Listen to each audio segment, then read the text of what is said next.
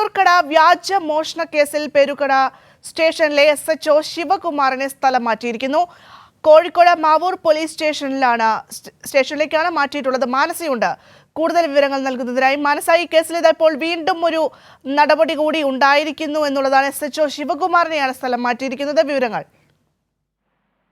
തീർച്ചയായും ഭദ്ര സൂചിപ്പിച്ചതുപോലെ തന്നെ ഈ ദളിത് സ്ത്രീ ബിന്ദുവിന്റെ പരാതി നേരത്തെ തന്നെ വിവാദമായതാണ്. അതിന് പിന്നാലെ നടപടികളും സ്വീകരിച്ച് വന്നതാണ്. ഇത്തരത്തിൽ ഇത് മൂന്നാമത്തെ ആളെയാണ് പേരൂർക്കട സ്റ്റേഷനിലെ SHO ശിവകുമാറിന്റെയാണ് സ്ഥലം മാറ്റം ഉണ്ടായിരിക്കുന്നത്. നിലവിൽ കോഴിക്കോട് മാവൂർ പോലീസ് സ്റ്റേഷനിലേക്കാണ് സ്ഥലം മാറ്റിയിരിക്കുന്നത്.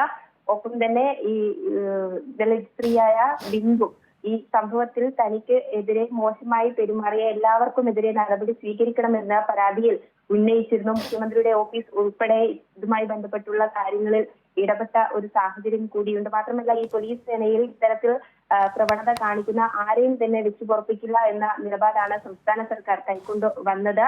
അഴിമതി അതോടൊപ്പം തന്നെ ഇത്തരത്തിൽ കാര്യക്ഷമമാക്കുക, ജനമൈത്രി രീതിയിലേക്ക് പോലീസ് സേനയെ കൊണ്ടുപോവുക എന്നതടക്കമുള്ള കാര്യങ്ങൾ, അതിന് ഒരുപാട് മാതൃകകൾ ഉൾപ്പെടെ അടങ്ങുന്നതായിരുന്നു കേരളത്തിലെ പോലീസ് സേന. അതിനിടയിലാണ് ഇത്തരത്തിലൊരു സംഭവം പോലീസ് സേനയെ ആകെ തന്നെ ഒരു തെറ്റായ രീതിയിൽ ചിത്രീകരിക്കുന്ന രീതിയിലേക്ക് എത്തിച്ചത്. അതിന് പിന്നാലെ തന്നെ സംസ്ഥാന സർക്കാരിന്റെ ഭാഗത്തു നിന്ന് വേണ്ട നടപടികളൊക്കെയും സ്വീകരിച്ച് വന്നതായിരുന്നു.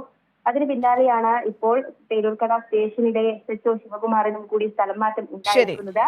നിലവിൽ ഇദ്ദേഹത്തെ കോഴിക്കോട് മാവൂർ പോലീസ് സ്റ്റേഷനിലേക്കാണ് സ്ഥലം മാറ്റിയിരിക്കുന്നത്. ശരി മാനസ, വ്യക്തമാണ്. പേരൂർക്കട വ്യാജ മോഷണ കേസിലാണ് പേരൂർക്കട സ്റ്റേഷനിലെ SHO ശിവകുമാറിന് ഇപ്പോൾ സ്ഥലം മാറ്റിയിരിക്കുന്നത്.